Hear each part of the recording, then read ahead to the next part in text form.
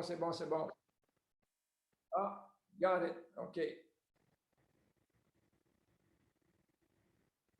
Il est 9h59. Dans une minute, on démarre. Dans une minute. Muriel est là. Muriel Delaunière est là. Bonjour, Muriel. Bonjour à vous tous. Là. Je ne vous énumérerai pas tous là, parce qu'on ne finira pas. Bon, c'est beau ça. OK. 10 heures, on commence. Bonjour. Merci d'être là. On passe une demi-heure ensemble. Sujet d'actualité. Enfin, obtenir du financement correspondant aux besoins de vos clients. On pense que c'est très pertinent. Avant d'élaborer sur ce sujet-là, juste, premièrement, comment aimez-vous l'arrière-plan? C'est un arrière-plan qui est d'actualité présentement. Hein? L'automne qui s'en vient, les feuilles qui vont tomber. Profitez-en pour les regarder là, avant que vous deviez les ramasser. La musique Staying Alive des Bee Gees. Staying Alive, c'est rester en vie. Restons en vie. Hein? Après le 11 septembre, ce qui est arrivé à New York, là, je pense que Staying Alive devient encore plus important. On a un conférencier invité. Quand vous êtes tanné de m'entendre parler, là, on va passer la parole à quelqu'un qui a cheminé, qui a de l'expérience au niveau du financement hypothécaire. Et ça va être comme ça pour les réunions à venir. On va avoir des conférenciers qui vont prendre le plancher. Ce matin, je vous présente, premièrement, je vous répète le thème. Enfin, obtenez du financement correspondant aux besoins de vos clients. Et je vais passer la parole à notre conférencier, Gilles Bouillon. Avant ça, je veux juste le présenter. Gilles qui est Gilles Bouillon? Gilles est fondateur de Planiprêt, agence hypothécaire. Gilles Bouillon cumule 25 ans d'expérience dans le secteur financier et il nous a confié que sa plus grande passion, c'est la création d'outils et de solutions pour aider les conseillers en planification financière à mieux servir leurs clients. Et c'est de ça que Gilles va nous parler. Gilles est un expert en financement hypothécaire. Est-ce que Gilles est là? Oui, m'entendez-vous? Merci d'être là. Vous l'avez, Gilles, à l'écran. Et Gilles, je vous cède la parole parce que si je continue de parler, je vais prendre toute la place. Fait que, messieurs, mesdames, je vous présente Gilles Bouillon, notre conférencier qui va nous parler de financement hypothécaire. Gilles, la parole est à toi. Merci. Oui, merci tout le monde. Merci pour le temps que vous me donnez. Simplement vous dire que Planiprêt est un cabinet qui regroupe plus de 214 courtiers hypothécaires un peu partout dans la province du Québec et de l'Ontario. Nous avons des courtiers dans les deux provinces. Et mon rôle de ce matin, c'était juste de vous donner quelques grandes lignes. Là. Évidemment, ça fait quelques années que je pratique un peu moins, plus sur le côté stratégique de l'organisation, mais de façon générale, j'aimerais vous dire là, pourquoi c'est important, puis quels sont les changements qui ont eu lieu aussi à l'AMF concernant notre rôle là, pour les consommateurs. De façon générale aussi, c'est important que vous sachiez qu'on travaille beaucoup avec des conseillers et des courtiers immobiliers, donc des agents. Donc, on en a plus que 3800 qui nous réfèrent, que ce soit des conseillers en sécurité financière, que ce soit des planificateurs financiers, que ce soit aussi des courtiers immobiliers, ainsi de suite. Donc, de façon générale. Mais j'aimerais démystifier 5 points ce matin. Tout ce qui est au niveau, là, dans les 5 points, qu'est-ce qu'une pré-approbation versus une pré-qualification? C'est deux choses très différentes. La plupart des institutions financières vont faire de la pré-qualification et on a donné comme mot d'ordre chez nous, chez Planiprêt, de ne pas faire de pré-qualification, mais vraiment faire des pré-approbations. Quelle est la différence? Une pré-qualification, c'est que le client vous appelle et puis il vous dit qu'il fait 60 000 puis une mise de fonds de 40 000 puis il aimerait un financement pour acheter, selon ses revenus qu'il déclare, un montant de X, 200-300 000 de financement, et ainsi de suite. Donc, les agents qui travaillent dans les banques, qui ne sont pas des courtiers hypothécaires, ils n'ont pas de permis, ils travaillent seulement pour le compte de leur employeur. Donc, ces gens-là vont à ce moment-là rentrer les informations dans le système, puis le système leur donne une préqualification. La différence entre ce qu'on fait chez nous, c'est qu'une préapprobation, c'est qu'on va demander au client un talon de paye, c'est 2 T4, c'est 2 avis de cotisation, des preuves de 3 mois de mise de fonds, puis s'il y a un don de la famille, on veut voir le don, le donateur, s'il y a le financement. Fait que la préapprobation, on fait une vérification avec les documents à l'appui. Donc, on fait les critères de calcul. Et à ce moment-là, on sait que si on a une promesse d'achat qui rentre, bien à ce moment-là, on va pouvoir rapidement obtenir le financement puisqu'il y a beaucoup de ces documents-là. C'est ce qui retarde le processus de préqualification. Donc, avec ça, nous, on s'assure aussi qu'on ne met pas les ratios à côté au coton pour permettre des surenchères un peu au niveau d'une promesse d'achat. Donc, on leur donne une marge de manœuvre. Mais aussi, on essaie de rentrer dans les budgets pour pas qu'on se retrouve avec des dossiers qu'on ne peut pas faire. Donc, est-ce que ça donne une bonne distinction entre pré-approbation, pré-qualification? Donc, chez nous, c'est un choix d'entreprise, c'est un choix de cabinet. Donc, c'est plus long pour le courtier, mais à ce moment-là, ça vous donne une meilleure idée, là, parce qu'une précale, souvent, ce qui arrive, c'est que le client, on pense qu'ils sont corrects, mais quand ils arrivent avec les preuves pour justifier leur revenu ou prouver finalement que leur revenu de travailleur autonome n'est pas ce qu'on voyait, la précale ne vaut pas grand-chose. Donc, à ce moment-là, ils peuvent avoir un refus, puis ils ont toutes sortes de problèmes à se qualifier. Le deuxième mythe aussi, c'est que les gens croient que le taux… c'est correct, oui? Si tu permets, sur ce point-là, dans le fond, préqualification versus comment tu l'appelais l'autre? Préapprobation.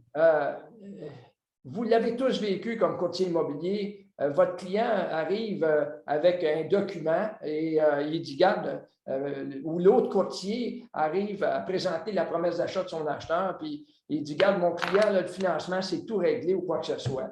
Puis à notre grande surprise, quand on avance là-dedans, parce qu'on a fait accepter sa promesse d'achat, on s'aperçoit que finalement, ce n'était pas une préqualification, c'était une préautorisation. Et là, tout le monde est contrarié. On a peut-être échappé les autres acheteurs qui étaient plus sérieux ou quoi que ce soit.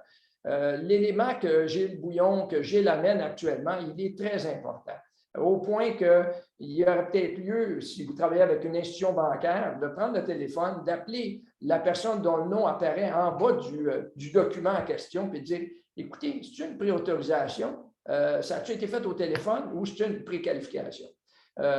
Gilles, merci pour ce point-là, très important. Puis évidemment, aujourd'hui, si vous rentrez dans une négociation, vous n'avez pas un document qui s'appelle préqualification, vous avez des risques de faire en sorte que vous ne serez pas prêt. Peu importe le nom, François, qu'on utilise, l'important, c'est est-ce que les preuves de revenus, les preuves de mise de fonds ont été validées, vérifiées, appuyées par de la documentation. Autrement dit, retenez ça, c'est ce qui est le plus important. Le deuxième point aussi que je voulais mentionner, c'est tout ce qui est que le taux n'est pas nécessairement tout. Là. Il y a beaucoup de gens qui pensent que négocier, c'est la meilleure façon, c'est de trouver le meilleur taux.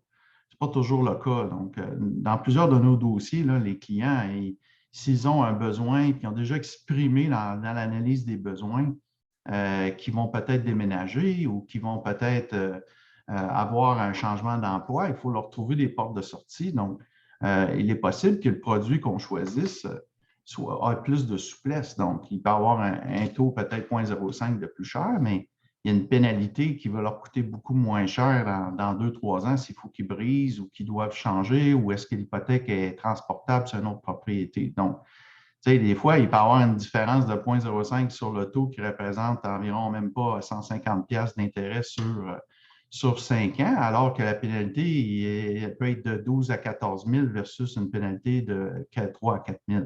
Donc, il y a une grande différence.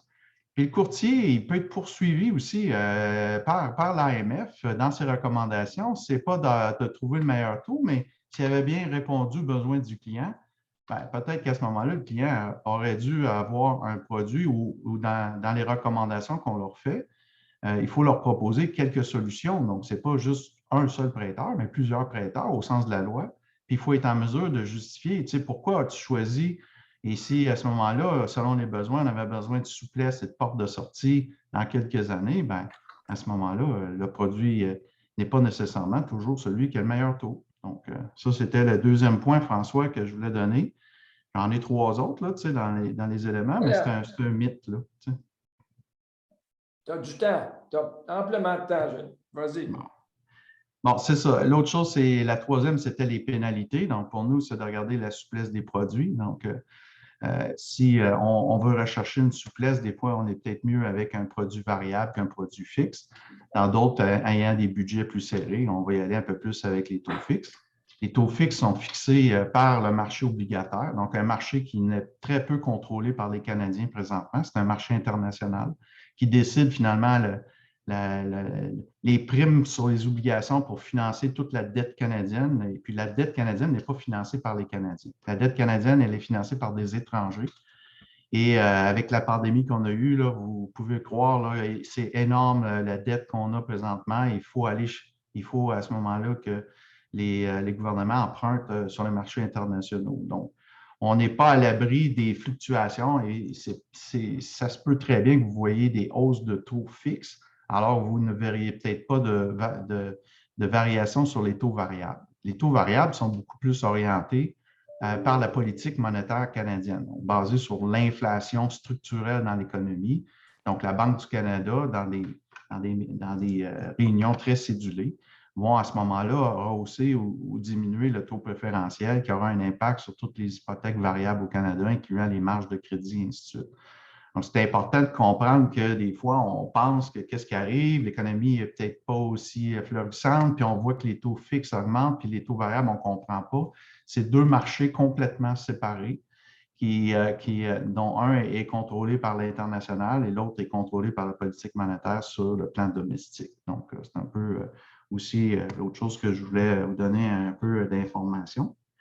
Ça te va, François? Très bien. Tu vas nous parler de l'avenir des taux d'intérêt ou ta perspective sur.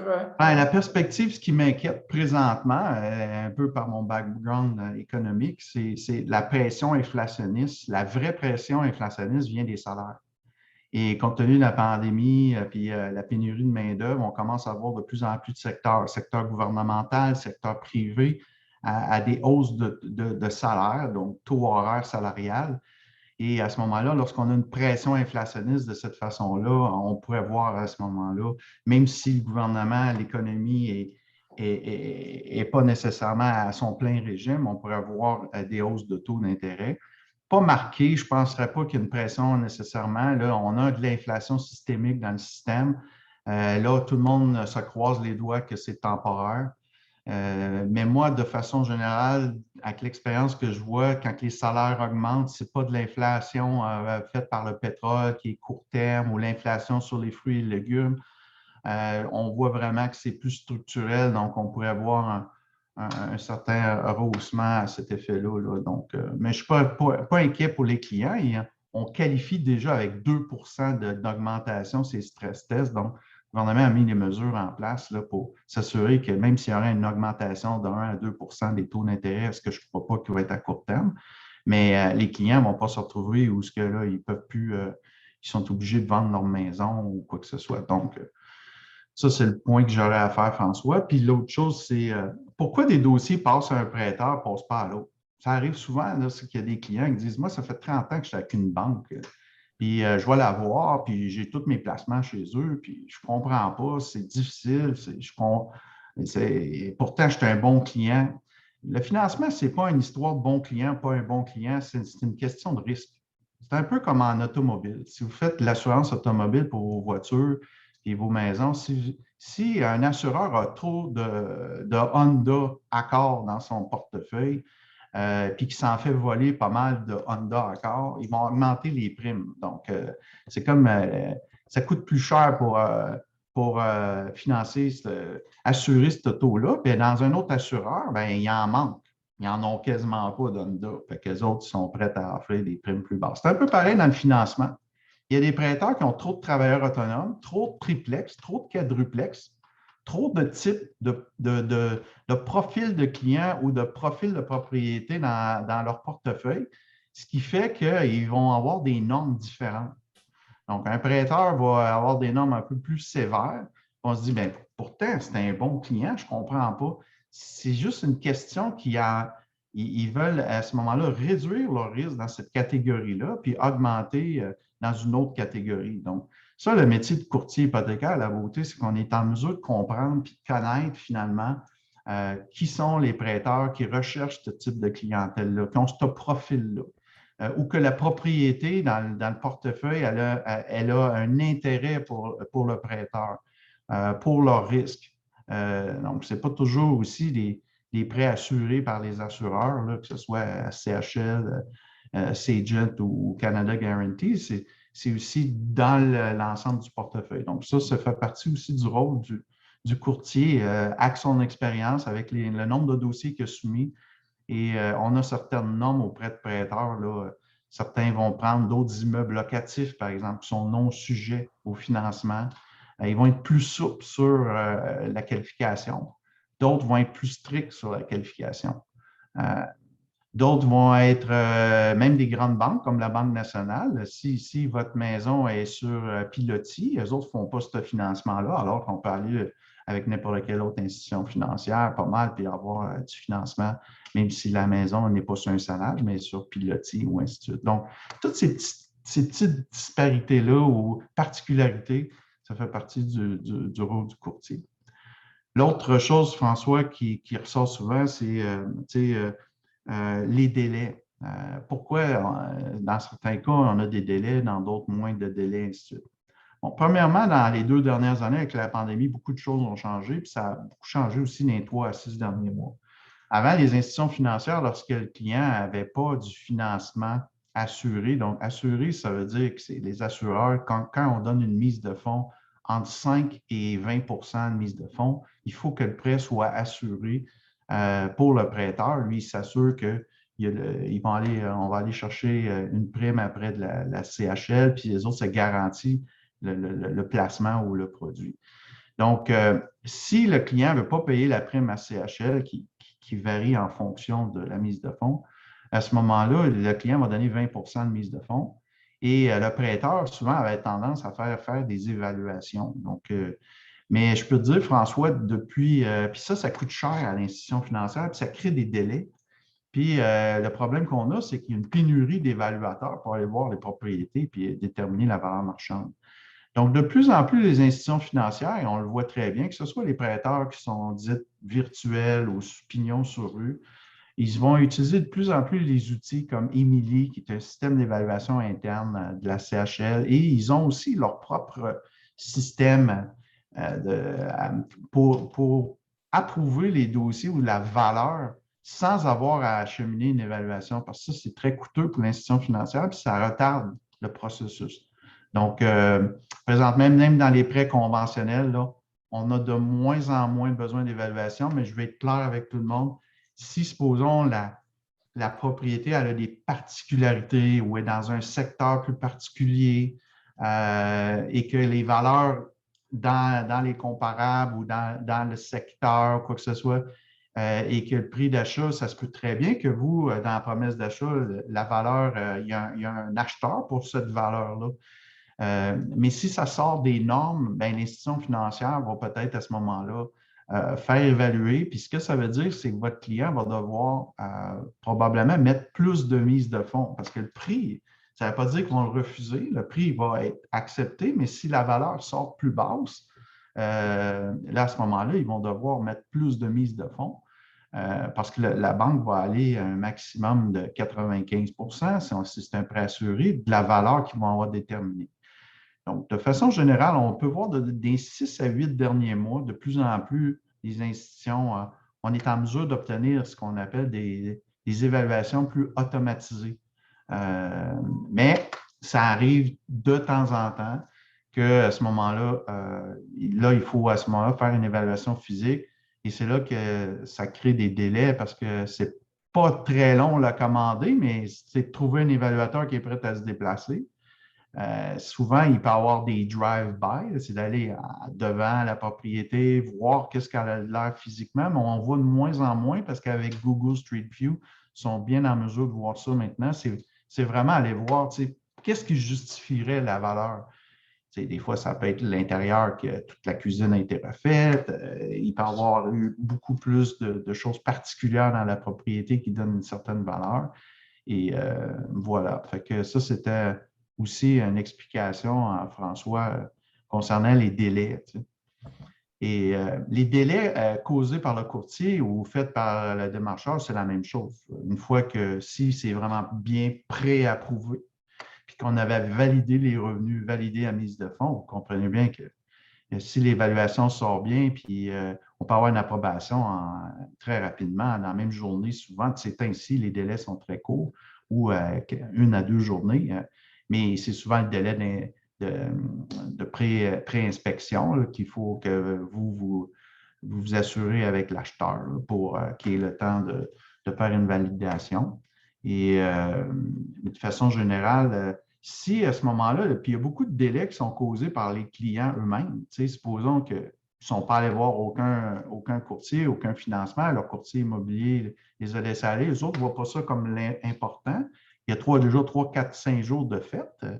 Et là, à ce moment-là, nous, on demande aux clients, écoute, il faut que tu nous donnes tes preuves de revenus, T4, tes avis de cotisation, 3 mois d'état de compte bancaire pour supporter ta mise de fonds. Si ça vient d'un don, il faut avoir la lettre du donateur, le dépôt dans le compte de banque pour justifier, pour sortir une lettre finale pour le financement sans condition. Donc, le client qui ne trouve plus ses rapports d'impôt, ne trouve plus ses avis de cotisation, vous essayerez d'appeler pour un avis de cotisation si vous ne l'avez pas gardé chez vous, votre propre avis fédéral, provincial, gouvernement. Vous n'avez pas ça instantanément sur le site web du gouvernement. Il faut souvent que le client appelle son comptable, qui, eux, ont des accès à Revenu Québec, Revenu Canada pour aller chercher certains avis de cotisation. Mais si on se fie au gouvernement, ça va prendre 2, 3 jours avant qu'il poste ça dans la poste. Fait qu'il faut aller chercher des documents supplémentaires du client pour venir essayer d'appuyer ses revenus. Surtout pour un travailleur autonome ou des gens qui ont des revenus irréguliers, il y a plus de documentation. Donc, les délais sont beaucoup occasionnés par le manque de préparation, mais aussi par les exigences. Les exigences sont les mêmes, que tu travailles comme un démarcheur auprès de la banque ou que tu travailles comme un courtier hypothécaire de l'extérieur. Les documents sont requis par le B21, c'est l'ensemble des règlements là, qui encadrent les grandes banques ou les caisses, ainsi de suite. Donc, de façon générale, eux aussi ne peuvent pas avoir des dossiers pas appuyés sur des documents. Donc, moi, je dis toujours une bonne préapprobation, François, en amont, qui prépare, qu'on a validé les documents, qu'on a vérifié les revenus et la mise de fonds, bien, à ce moment-là, l'approbation est extrêmement rapide. C'est sûr que si vous amenez, et puis ça, on le voit dans le côté des démarcheurs et des courtiers hypothécaires, quand on arrive au mois de mars, avril, mai, c'est un goulot d'étranglement incroyable auprès de toutes les institutions financières. Tout le monde reçoit des demandes et le staff qui est là sont bons à traiter un bon volume, mais c'est trop extraordinaire. Puis ça, c'est un peu plus typique au Québec, moins dans les autres provinces canadiennes, compte tenu qu'on a beaucoup de transactions là, où ce que les gens vont vouloir faire les changements à la fin de l'année scolaire. Et puis, mais aujourd'hui, on voit que c'est plus étalé maintenant sur une année au niveau des achats. Et on retrouve présentement peut-être un petit peu moins d'achats, François, mais on retrouve beaucoup de refinancement, transfert aussi à l'échéance des dossiers des clients. Donc, c'est une belle façon pour les courtiers immobiliers de s'impliquer aussi. Pas juste une question monétaire, mais de garder une relation très étroite avec leurs clients. Tu sais, si aussi on peut les aider au niveau annuel, voir s'il n'y a pas d'autres besoins ou des fois, si les valeurs des propriétés ont augmenté, les gens ont peut-être accumulé de la dette, donc on peut aussi structurer par un refinancement ou transférer, supposons que les gens arrivent à l'échéance, on va le regarder. Si ça ne vaut pas la peine, on va garder dans la même institution financière. Mais c'est de donner du service aux clients, la valeur ajoutée. Des fois, ce n'est pas toujours payant. On ne regarde pas la commission, mais on regarde la relation à long terme pour le client. Et à ce moment-là, on va chercher des nouveaux mandats auprès de leur famille, leurs cousins, leurs tantes, ainsi de suite. Donc, on essaie beaucoup d'avoir une vision axée sur la gestion du passif, parce que la richesse des clients, c'est l'actif moins le passif. Hein. Vous pouvez avoir une maison d'1 million, mais vous avez 950 000 d'hypothèque. vous valez beaucoup moins qu'un client qui a 250 000, une maison de 250 000, aucune hypothèque. La valeur d'une clientèle ou la valeur d'équité nette d'un client, c'est son actif moins le passif. Et aujourd'hui, on se fie beaucoup que les gens, grosses autos, grosses voitures, grosses maisons, incroyable, mais ces gens-là sont super endettés. Donc, ils valent beaucoup moins que d'autres clients qu'on aurait tendance à rester proches aussi. Et puis, ces gens-là ont une meilleure gestion de leur passif, puis de s'assurer aussi là, qu'on les aide sur leur équité nette. Donc, voilà, c'était les 5 points, François. Je ne sais pas, j'ai pas énormément de temps, avec c'est sûr qu'on pourra toujours peaufiner des sujets dans le futur. Gilles Lingot, merci. Je pense que tu as très bien fait le tour de la question. Je voudrais juste en terminant, tu l'as bien souligné, vous devez, comme courtier immobilier, gérer le financement hypothécaire de vos clients. Vous ne pouvez pas laisser ça aller avec n'importe qui. Vous devez prendre un contrôle sur ça, vous assurer que le client a été pré-approuvé, préqualifié, et je pense, c'est-tu pré-approuvé ou préqualifié? C'est important, François, parce que tu vas te mêler tout le temps. Le plus important, c'est que les revenus, les mises de fonds et les documents ont été vérifiés avant d'émettre la lettre là, que vous obtenez de votre client. Donc, ça, voilà. J'ai une dernière question. On ne le voit pas souvent, mais ça arrive de temps en temps que le client emprunteur, l'acheteur, a signé un contrat de courtage exclusif avec une agence hypothécaire et là, il ne peut pas aller ailleurs. C'est-à-dire qu'il doit traiter avec ces personnes-là.